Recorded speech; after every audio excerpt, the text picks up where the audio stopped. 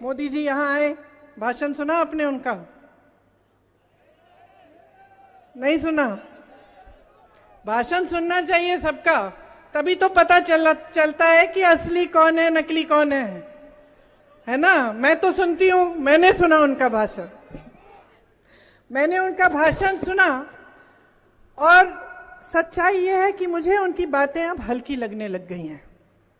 हो सकता है शुरू में उनकी इच्छा थी कि कुछ करेंगे, लेकिन 10 साल बाद, इतने सारे झूठे वादों के बाद, इतनी सारी बड़ी बड़ी बातें करने के बाद फिर भी आज रोजगार नहीं है देश में, आज महंगाई इतनी बढ़ रही है, पूरा नहीं कर पाए। इसलिए मुझे लगता है कि उनकी बातें अब हल्की पड़ रही हैं। आपने सुना होगा, एक वीडियो देखा होगा कि इनके कई सांसद और इनके कई पार्टी के सदस्य ये कहने लगे हैं अलग अलग प्रदेशों में कि जब हमारी सरकार आएगी हम संविधान को बदलेंगे।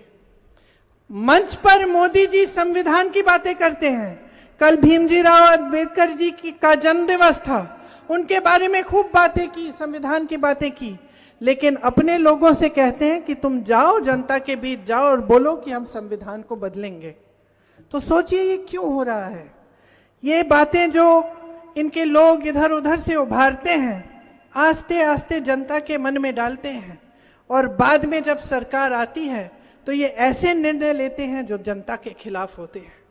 इस संविधान के लिए महात्मा गांधी जी लड़े, जैसे मैंने कहा आपके पूर्वज लड़े। देश की जनता क्यों लड़ी इस संविधान को बनाने के लिए, आजाद होने के लिए एक साम्राज्य से? क्योंकि इस संविधान में आप सबका अधिकार समान होता है।